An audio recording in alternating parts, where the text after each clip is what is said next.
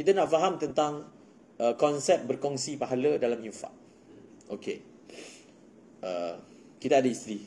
Belum lagi ada isteri-isteri. InsyaAllah.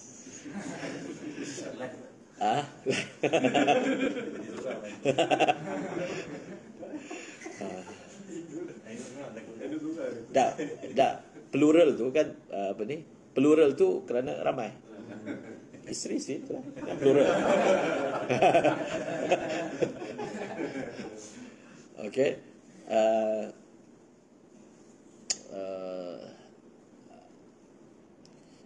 Antara tanggungjawab seorang isteri, perempuan ni sebenarnya dia nak masuk syurga senang je, kan? Satu orang dia akan dapat nikmat dunia ni kalau dia dapat isteri yang solehah, bas, kan? Yang menenangkan jiwa dia. Serabut balik rumah lagi serabut. Katanya yang kat rumah tu tolonglah cover sikit yang serabut dekat pejabat tu, yang tambah serabut lagi kat rumah, kan? Tapi kalaulah dia dapat isteri yang solehah, perempuan ni Nabi sebut seorang perempuan yang dia jaga sembahyang 5 waktu, kan? Dia jaga sembahyang 5 waktu, dia puasa bulan Ramadan, dia taat suami dia masuk syurga. Simple, kan? Untuk masuk syurga senang. Jaga sembahyang, jaga puasa, jaga rukun Islam, jaga rukun iman, dia taat suami dia. Sebab perempuan ni dia punya pergerakan kan terbatas. Lelaki pergi jihad, dia tak boleh pergi jihad, tapi dia boleh buat pahala lebih banyak daripada orang pergi jihad. Begitu dia punya perumpamaan dia.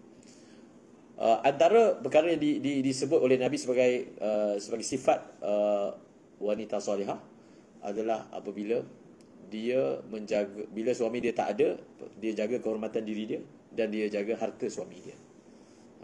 Dia jaga kehormatan diri dia dan dia jaga harta suami dia. Maka di sini disebut tentang satu orang perempuan, dia membelanjakan harta suami dia, dia bagi sedekah. Daripada segi hukum dia, syarat dia mesti ada izin lah daripada suami, kan? Kalau dia jadi wanita pemurah, suami balik dah tak ada, semua dah habis kosong, tak boleh, dia mesti kena ada izin suami dia. Jadi suami bolehlah bagi izin dengan meletakkan syarat, maksudnya kaid. Okey, maksudnya kalau ada orang minta, adalah duit dalam tabung ni, bolehlah guna, contoh, kan? Kita buatlah satu keadaan di mana ada akaun khas ke, ataupun ada tabungan khas ke, supaya dia tahu yang ni boleh. Tak perlulah setiap kali dia nak berbelanja dia kena tanya, boleh tak? Yang ni memang telah di-reservekan untuk infak. So kalaulah isteri tu dia bantu suami dia, maka Nabi kata dalam bab infak ni dia ada dua. Satu pemilik harta, satu lagi orang yang menjadi penyebab dan orang utama. Dalam cerita ni orang utamanya adalah suami, sebab itu harta dia, itu dia panggil orang utama. Tapi siapa-siapa pun yang menjadi penyebab sesuatu infak itu berlaku, dia pun akan dapat pahala, walaupun dia bukan pemilik harta tu. Faham tak? Sebab dalam hadis ni ada satu harta je. Contohnya kita bagi RM100. Contoh, RM100 ni ada 3 orang dapat pahala. 3 yang disebutkan dalam hadis ni lah. Pemilik RM100 tu dia dapat pahala. Orang yang serahkan RM100 itu kepada orang yang memerlukan, dalam kes ni isteri, dia dapat pahala.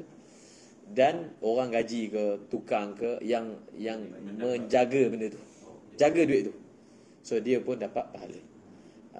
Jadi sebenarnya kadang-kadang kita juga boleh buat pahala walaupun kita tak ada harta. So kita jadi pemudah cara, penyebab, kan?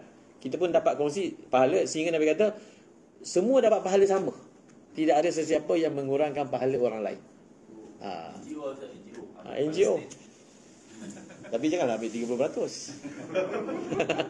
Kalau 30% itu dah bekerja, kan? Begitu. Jadi menjadi sebab kepada kebaikan. Sama ada kita memang menjadi watak utama sebagai pemilik harta tersebut. So kalau kita tak mampu, kita boleh, contohnya orang kata share je lah. Share infak.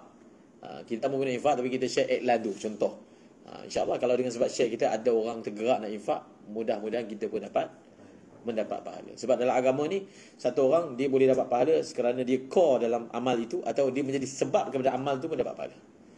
Jadi kita, walaupun kita tak boleh buat banyak kebaikan, kita cuba mana-mana ruang kita boleh nampak, kita boleh jadi sebab kepada kebaikan tu, kita tolong je, kan? Sebab ada benda yang percuma, kita tak boleh keluarkan duit pun.